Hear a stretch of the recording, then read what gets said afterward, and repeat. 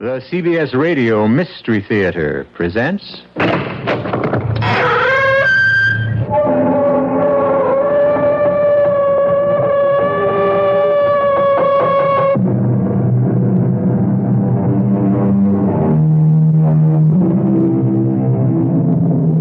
Come in.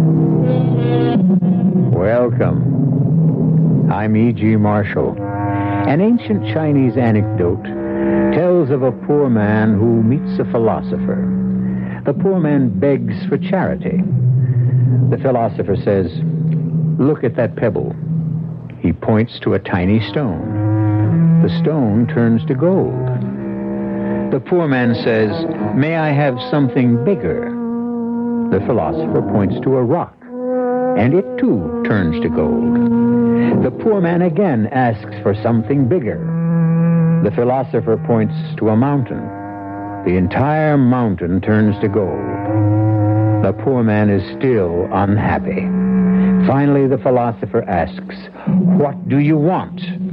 And the poor man replies, "I want your finger."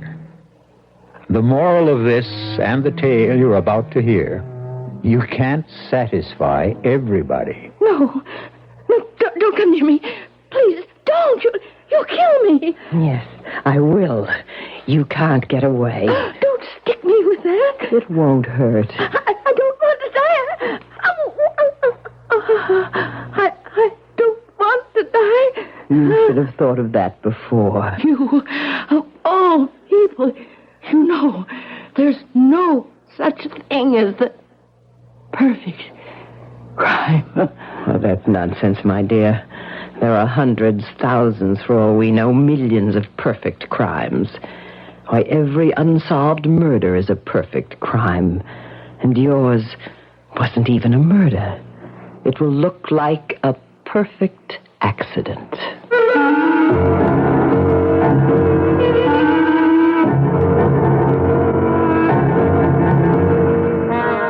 Our mystery drama, I Thought You Were Dead, was written especially for the Mystery Theater by Sam Dan and stars Arlene Francis. It is sponsored in part by Anheuser-Busch Incorporated, Brewers of Budweiser, and Buick Motor Division. I'll be back shortly with Act One.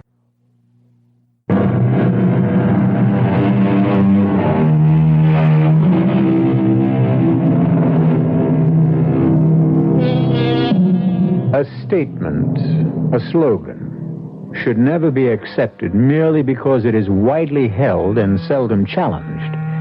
For instance, they say, "Dead men tell no tales." But this is not necessarily so, as many a murderer has discovered, but too late. A dead man, especially a recently dead man, can tell a veritable anthology of tales to people like doctors and detectives. But what has all this to do with Jennifer Partridge? Jennifer Partridge, sleek, slender, sophisticated Jennifer.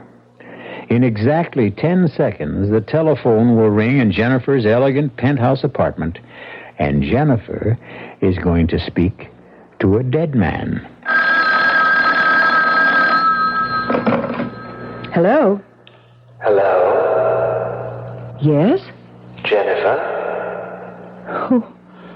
Who is this? Jennifer. Do you have to ask? But it isn't. It can't be.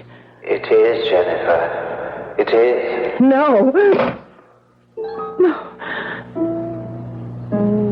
What's the matter with me? Oh, it couldn't have been. It's crazy. How could it be Scott? I won't answer it. I won't. Yes, I will. Now listen here. What kind of obscene practical joke do you think this will... Jennifer? Oh, Paul. Now, what was that all about? Oh, some idiot. Look, is everything all right? Everything's fine. You sure? Yes, I'm positive.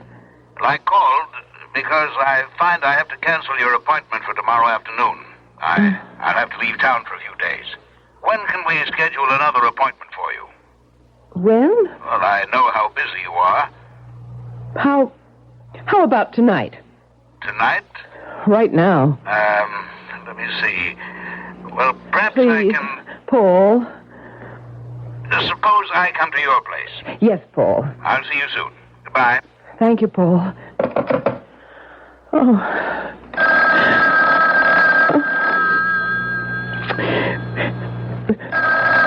The best thing is not to answer. Oh, Martin. Martin was supposed to call at 7:30. Yes, it must be Martin. Hello, Martin. Hello? So, it's Martin. See here. Whoever you are. You know who I am. Martin's a moron. Yes, he's rich, but he's a moron. Do you mean you actually murdered me for Martin? You did, you know. I didn't murder you. Oh, that voice. The tremor in that golden voice. I can almost see the teardrops beginning to well in the corners. Who are you? What do you want? I'm Scott. I'm your husband. And your place is with me. But you're dead. Exactly. Exactly.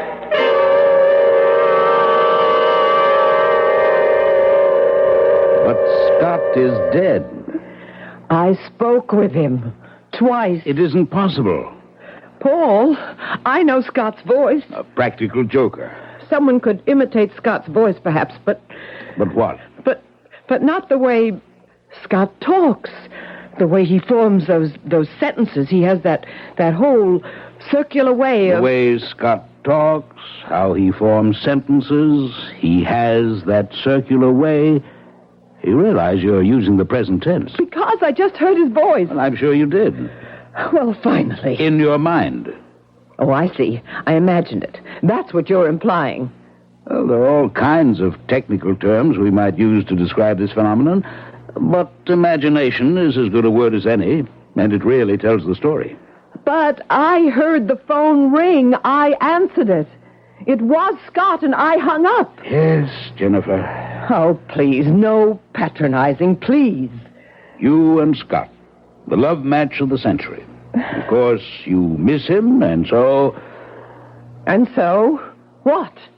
And so you actually did hear the phone ring. You actually did hear Scott. And what did Scott say? He accused me of murdering him. Well, did you? Did I what? Do you think you murdered Scott? You were there when Scott was killed. You know how Scott was killed. How can you ask if I killed him? I didn't ask you if you killed him. I asked you if you think you killed him. It was an accident. I wasn't even there. That's not the issue. Perhaps you're thinking if you had been more diligent, more devoted, Scott might not have been there either. I am trying to tell you, Paul. Did the better one die? Now, in the year that Scott's been dead, how many stories have you sold?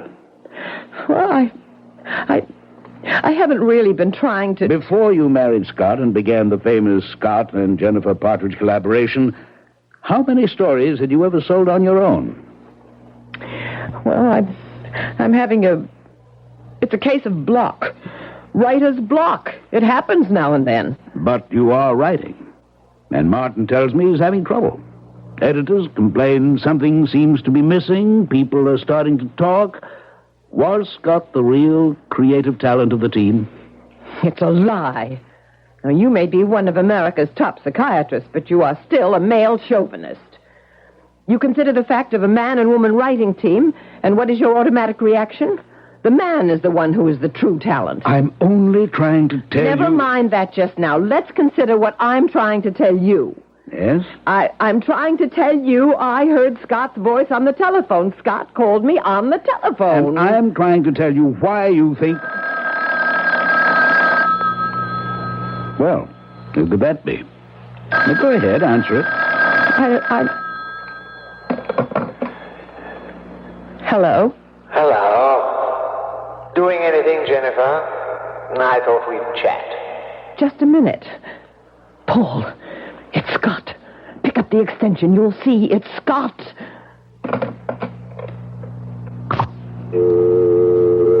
There's no one on the line. It's just a dial tone. But it was Scott.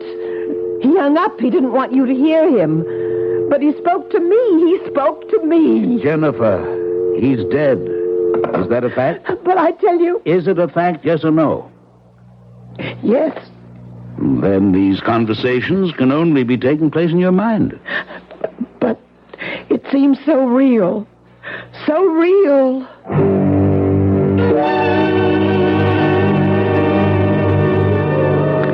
He looked deep into her eyes, into those smoldering, passionate eyes, and he knew. Now he knew.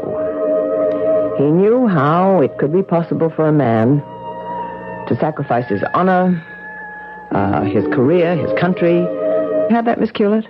Yes, Mrs. Partridge. To please read it back.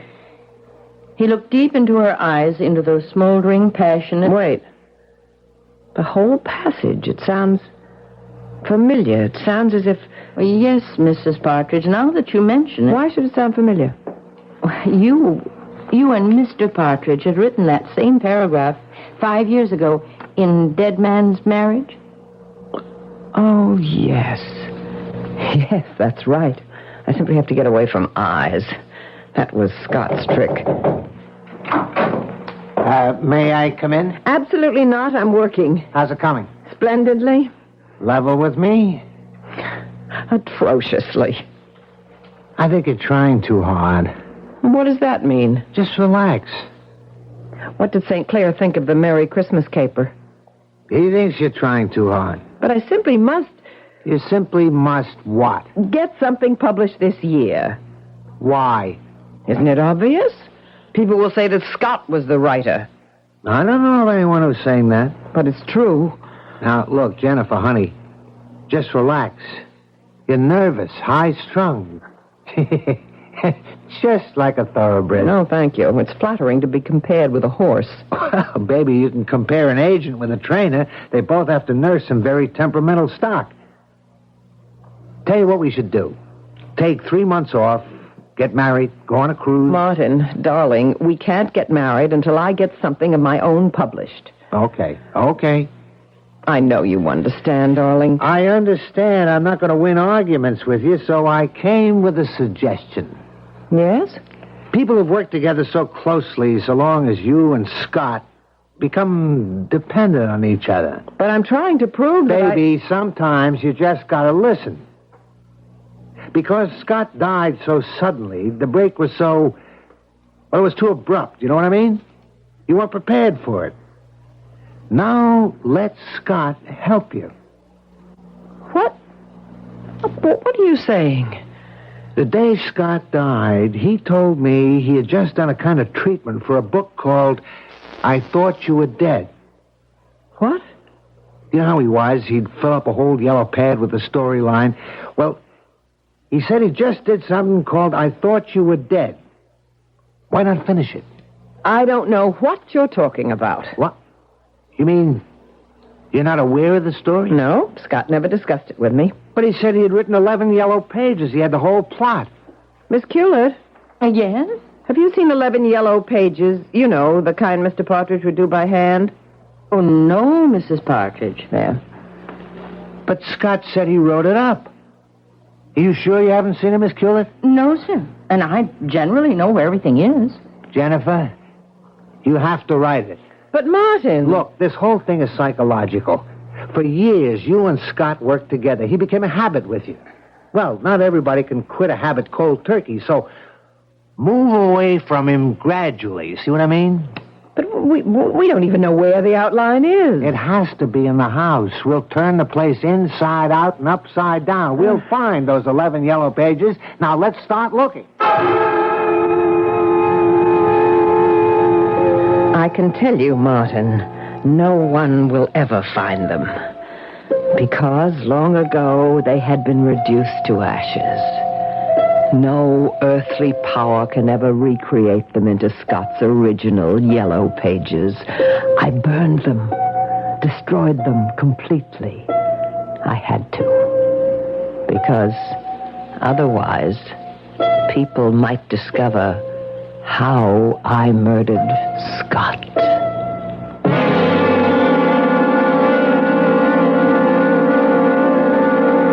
The Partridges, Scott and Jennifer.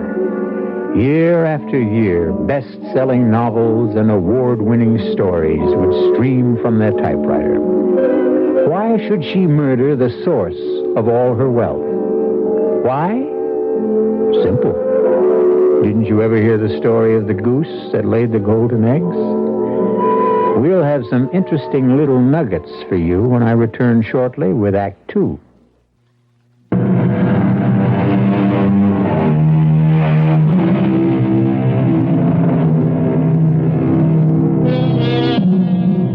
Yesterday, the phone rang, and Jennifer Partridge answered it.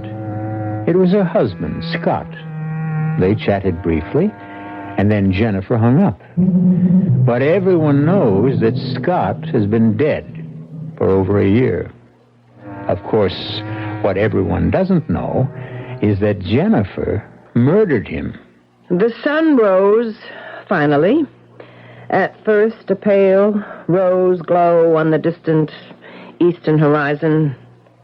No distant eastern horizon. What an indigestible mouthful that is. Damn. Descriptive narrative came so easily to Scott. Why do I have to worry about the sun rising in the distant eastern horizon? I'll just say, the next day. The next day. Oh, it's so abrupt. Say, don't you hear that damn phone, Miss Cullis? But, Mrs. Partridge, you always insist on answering the phone yourself. Pick it up. Oh, yes, ma'am. Hello? Hello, is that you, Miss Killitt? Yes, sir? Is Miss Partridge there? It's Mr. Evans. Are you here, Mrs. Partridge? No. No, Mr. Evans. Mrs. Partridge has gone out this morning. Tell her to get on the phone. But she isn't here. Tell her I have news from St. Clair. He has news from Mr. St. Clair, Mrs. Partridge. All right, I'll take it on my extension. Yes, Martin. Oh, I see you came back. Martin, I do not like to be disturbed while I'm working. What are you working on? Something new? Drop it. What? I had breakfast with St. Clair. Martin. I told him you found an outline Scott had prepared before he died. But I didn't find it. I told him the title. I thought you were dead. St. Clair flipped. But I don't know anything He insists on about signing it. a contract. But, He's been on the phone to the West Coast. How do I know? Go ahead, ask me. Martin, you must listen. I already got a call from one studio, and you know what time it is out there? 7 o'clock in the morning. Martin, I haven't found the story. Honey, you'll find it. The bidding has begun, and it's already gone past $1 million. You mean between you and that Miss Cullitt, you can't find that story? Drop what you're doing and look. But you'll find those 11 pages. Martin. Oh, Martin. I've looked everywhere, Mrs. Partridge, but I was unable to Yes, well, we'll just have to keep at it. Now, where were we? Oh, the opening paragraph, the sun rose. No, make that the next day. I don't know. I'm in no mood to... I can tell this is going to be one of those mornings. Look, Miss Cullitt, why don't you take some time off? Drive into town. I could look for those 11 pages. Where? We've just about torn the whole place apart. Well, then why don't I dust and clean some of Mr. Partridge's trophies and things? If you like. Some of the guns and knives should be oiled. Well, make sure you're very careful. Actually, we should have a gunsmith or someone like that come in. I don't mind it at all, Mrs. Partridge, and I know how to do it. Very well. Tell Mrs. Mason to have lunch ready at 12, and that could give us a long afternoon for work. Yes, Mrs. Partridge. I really don't understand it. What's that? Mr. Partridge, he was such a methodical man.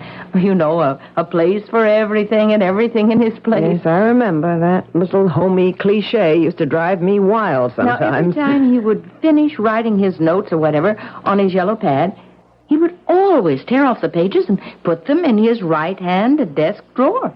Yes, well, they must be around somewhere. But it's so unusual. I've looked everywhere. Mm-hmm. Well, you recall the Edgar Allan Poe story about the missing letter? Was in the middle of the room, in full view all the time? I'm sure that's what we're dealing with here, too. Yes, Mrs. Partridge.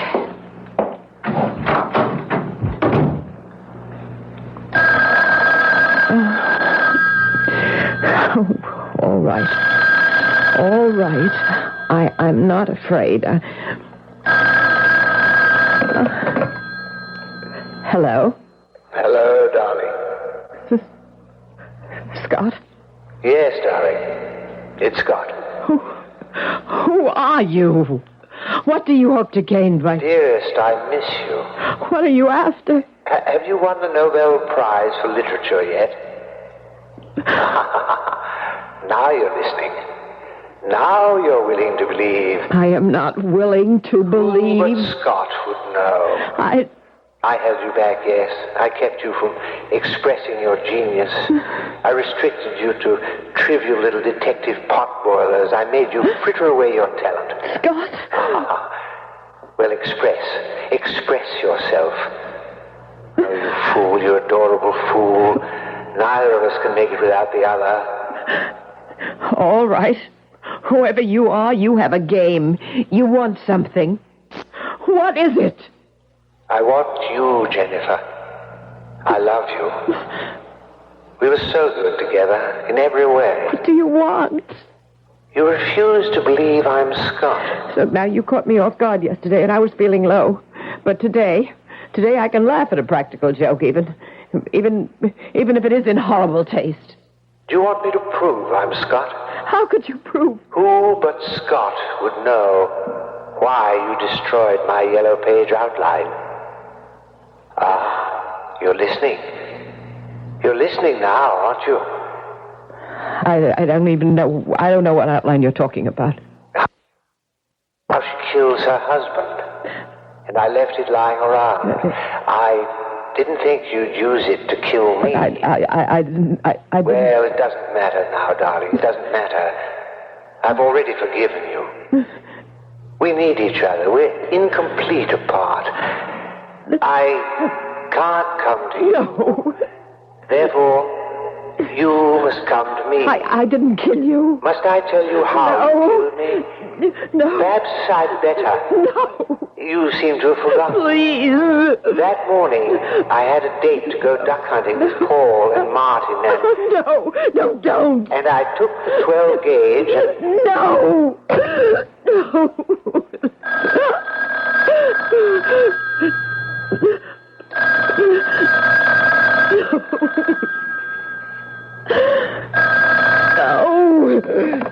You know you have to answer, darling.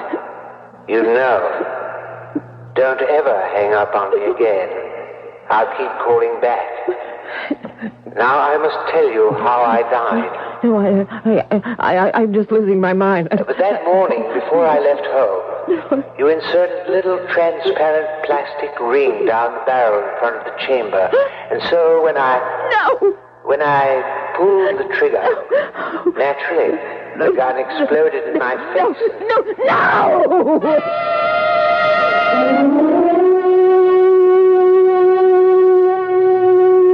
Miss Hewlett found you lying on the floor. Oh, it's Scott, Paul, I tell you. It's Scott. Jennifer, I think you need a rest. Of course I do, but that won't solve the problem. Now, please, stop fighting me. I can't indulge you in this childish fantasy. But let me tell you why it is Scott. Just listen. Not only is it Scott's voice... Which an actor can imitate. But it is Scott's diction, his idiom... Also well known from Scott's writing and broadcasts. But there are things that were known only to Scott and me. How we felt about our writing and the quarrels that we had, and even... Yes? Even an outline that no one else could know about. Well, I knew about it. Scott mentioned it to me and to Martin that morning. Well, you too. You were the only ones who knew. All right, Jennifer. Let's face it. These conversations, they really are taking place, but in your mind. Paul, you simply have to believe that Scott is on the telephone. Guilt and remorse First, you thought Scott was holding you back, getting a free ride on your talent. I never said... You're talking to me, Jennifer. You wanted to be free of him, an accident happened. Scott was killed. Your wish came true. I never wanted Scott to be killed. Not consciously. But when he died, that wish did come true. But you were wrong. You can't work without Scott. But I spoke to Scott. I'll tell you who's on the end of that phone. I'll tell you to whom you're speaking. To your guilty conscience. Admit it. And then face it and fight it. I can write without Scott. You believe it, don't you, Paul? I mean, you do. You believe it? Of course you can. But you can't work here, not in this house. Why? Well, this isn't a home, it's a museum. Every room is dedicated to Scott. Weapons, souvenirs, pictures. Scott always insisted on having the things he wrote about in front of us all the time. If we were going to poison someone, we'd have that bottle in front of us with the poison in it, and we'd fill the bottle and we'd make it mean something dynamic. And that's why we have all these things, all these spears and these knives and these guns and everything. I agree. Realism is great. But get rid of everything in this house that you can associate with Scott. See, I still love Scott. Clear the house of all this junk. But how can I part with the things that have... You'll never be free of Scott as long as everything around you reminds you of Scott. Oh. Well, maybe, Paul. You may just have something. Another thing. You might get rid of Miss Hewlett. Miss Hewlett? But she's a perfect gem. And she's one of the reasons you're trying too hard. Miss Hewlett? Why, most of the time I hardly know she's there. Well, I'm afraid, subconsciously, you're thinking she's comparing you with Scott. Oh, that's true. That is true, and I never thought of it. But, I mean, she's given us 10 faithful years. How do I know. I'll tell her I'm going on a long trip. And I'll give her a year's pay. 2 years' pay. Be generous and be kind. Just remember, for years now, she's had no other life except working here for you and Scott. Yes, I'll be very considerate of her feelings. The poor thing.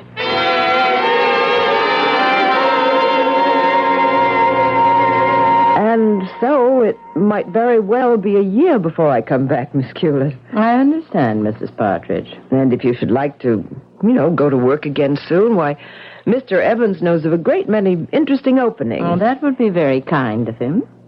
I'll miss you very much. No, ma'am, you won't miss me too much. I mean that, Miss Hewlett. You won't miss me, because I'm not going anywhere. What did you say? Oh, I believe you heard what I said, Mrs. Partridge. I have no intention of leaving this house.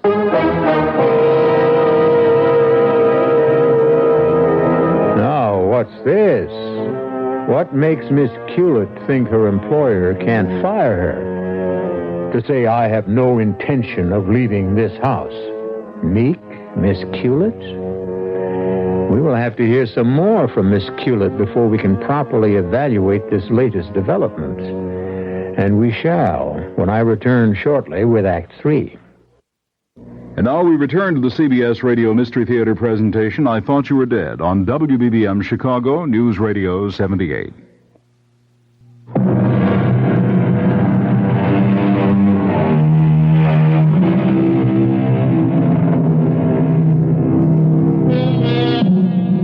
For 10 years, mild, modest, and self-effacing Miss Hewlett has been secretary to the Partridges, Scott and Jennifer. Now Jennifer's doctor has ordered Jennifer to revamp her entire life. Get rid of everything that could remind her of Scott. Everything and everyone. But the most astounding thing has just happened. Mousy Miss Hewlett refuses to be fired. I am not sure I heard what you said, Miss Hewlett. I said I have no intention of leaving this house. That outline Mr. Partridge wrote, those 11 pages of handwritten notes. Well? I found them. You found them? Yes, Mrs. Partridge. But that's impossible? Were you going to say impossible? I know. You destroyed them. But I found them before you burned them, and I made a copy. I see. What do you want, Miss Culis? The notes explain how a man was killed when his wife tampered with the chamber of his shotgun. That's not proof that I... Let's think for a minute and decide what it is. Your husband's shotgun exploded in his face, killing him. He had written a story explaining how it could be done. You tried to destroy that story. I will testify that you and he fought. We had the normal disagreements any husband and wife have. For 10 years, I sat in this office like another chair, a piece of furniture. The invisible Miss Culet. I was a machine and took down everything each of you said, and you said everything in front of me. Everything, as if I didn't exist. What do you want? I want things as they are right now. I don't know what that means. I want you to keep living in fear, filled with fright, worrying, wondering what I'm going to do about you. That's all you want? It's enough. Why? What did I ever do to you? What did you ever do to me? Oh, how dare you ask that? I ask because I don't know. You killed the man I loved. The man you loved? You killed Scott Partridge. He didn't even know you were alive. Does that matter? Can you live without the sun? Does the sun know you're alive? You loved Scott? Love? Oh, what a weak, fragile word. I adored him. I worshipped him. And you killed him. You killed him. I don't believe you. Why did I stay here all these years? Yes? What's that, Mrs. Mason? The moving men? To do what? Oh, no. No, there must be some mistake. I will ask Mrs. Partridge. Mrs. Partridge, Mrs. Mason says movers are here to take away all of Mr. Partridge's things. Is that true? Yes? Oh, no. No, I won't permit it. Mrs. Mason, dismiss those men. Mrs. Partridge has just changed her mind. Now, see here, Miss Culis. I'll bring those notes to the police station. I'll swear you threatened to kill him. Nothing in this house must ever be changed. Do you understand? This place, it must remain a shrine to his memory.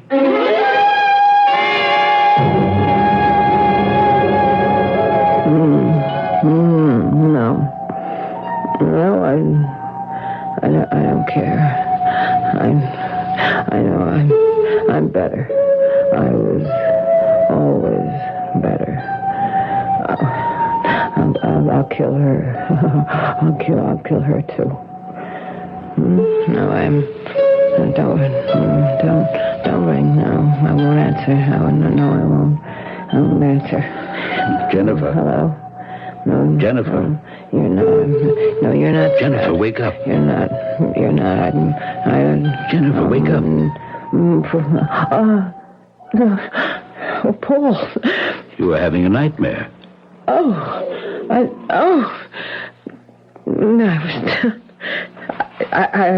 was trying to put some notes together, and I just must have fallen asleep. But what are you doing here? Well, I happened to be in the neighborhood. I thought I'd stop in and check on you. Now, Jennifer, what's the meaning of all this? All what? Well, I thought we'd agreed to transform this house from a museum, from a memorial to Scott, into a home for you. Well, and Miss Culet, she's downstairs cleaning a revolver. Why is she still here? Because... Yes, because? Because that's how I want it. Something's not right. The way Miss Culet smiled at me when I came in here today. Yes, Miss Culet. As if she knows something. But that's not what I find strange. Miss Culet. Hidden facets in Miss Culet. It's not so much that I noticed the smile. It's not the fact... It's the fact that I noticed Miss Culet. That's it. I noticed Miss Culet. Jennifer, why didn't you fire her? Because I choose to keep her. There's something about that woman. I'll deal with Miss Hewlett. What does that mean? Look, let me go back to work. Jennifer, the wastebasket is overflowing. I'm going to keep trying. Well, try to analyze your problem. What's blocking you? Do what Scott would do. Don't you dare mention his name. Learn from Scott. When faced with a problem, how would Scott approach it? Scott would say 3 magic words. And what were they? Who, why, how. Who, why, how. Every good story must have a strong who, a logical why, a believable how. That's the telephone. Shall I answer it? No. Because if you answer, there'll be no one on the other end. Let me. Hello? Hello, darling. Scott. Jennifer, it can't be Scott. How's the writing coming, darling? Who, why, how? Jennifer, you know the how. It's Scott's voice on the phone. Now discover the who and the why. The who and the why. What was that, darling? The who and the why. You remember who, why, and how, don't you, Scott? Dearest, I don't remember. Yes. You are a phony. And the little game is over. And it nearly destroyed my mind. But no more.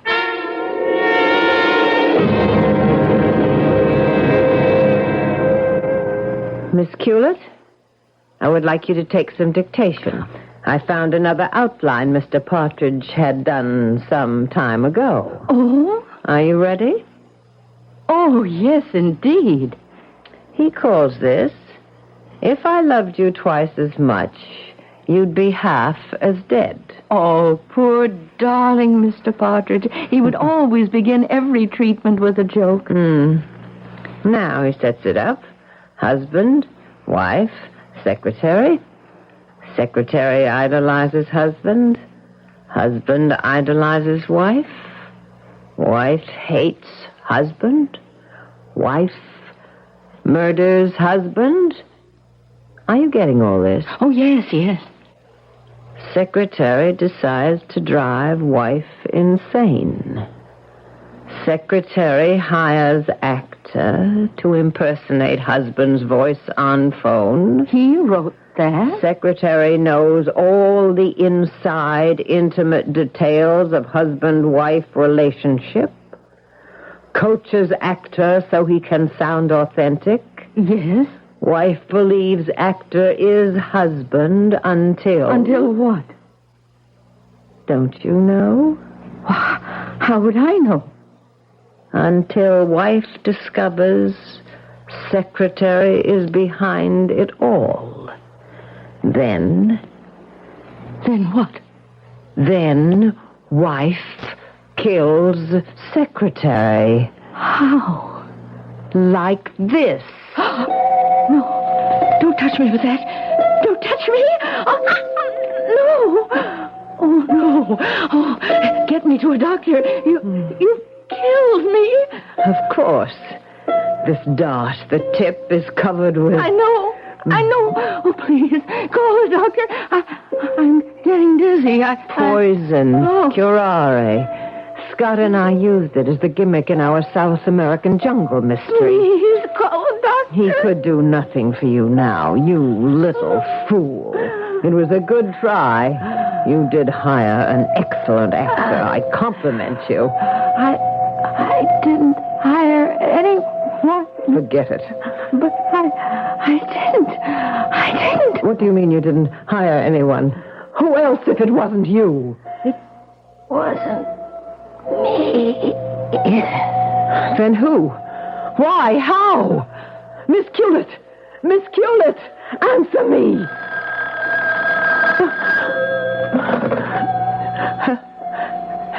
Hello? Darling. No. Why did you kill her, poor thing? Oh, please. Who are you? Who else could I be? Scott? Scott! Darling, you killed so quickly for such trivial reasons. Poor girl, she'd have done you no harm. Me... Couldn't you be generous enough to share part of the fame with me? Oh, Scott, if I could only do it over again. You do everything the same way. It's how you're made. Scott, what's going to happen to me? You can't make it on your own, sweetheart. You need me. Scott, I need you so badly. Darling, you know the pills we used in Murder of the Month? No. Just one pill. You'll go quickly, easily, no pain. You'll just fall quietly, pleasantly asleep. I'm afraid. But I'll be with you. Now put the phone down. You'll still hear my voice. Yes. The bottle is on the shelf. That's right. Open it. Fine.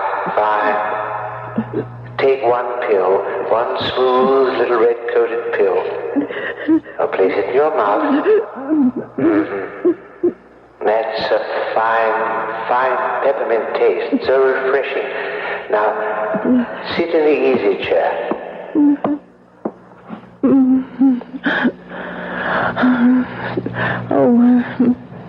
Scott,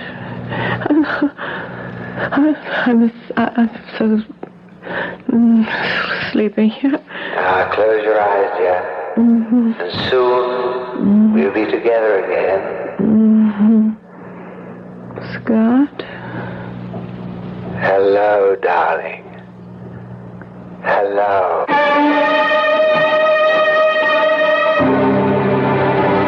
And hopefully they are together again. Not just the two of them, but the three of them. After all, they need Miss Culett, too. And they're probably writing mysteries upstairs for the heavenly version of Mystery Theater. So when you go to your just reward, you won't have to miss your favorite program.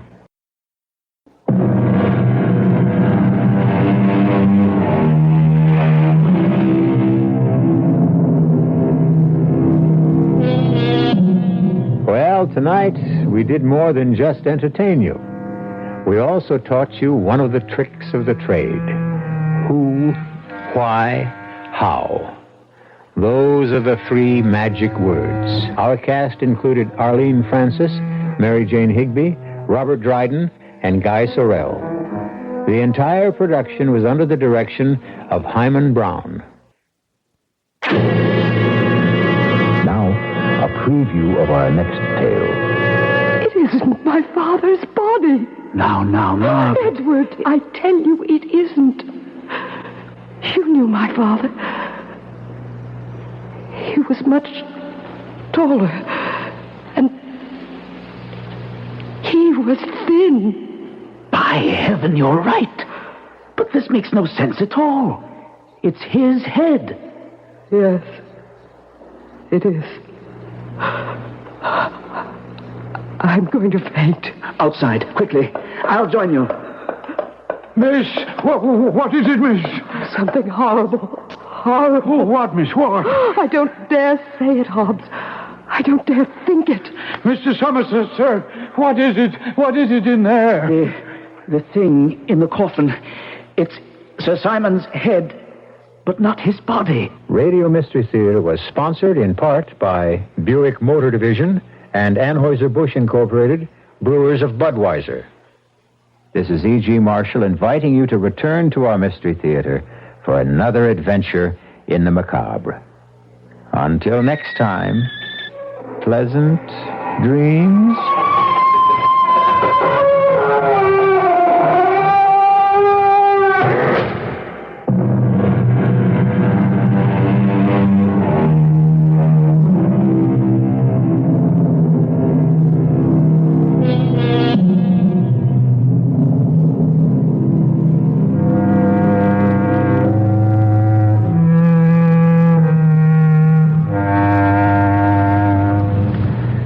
CBS News is next on WBBM Chicago News Radio 78.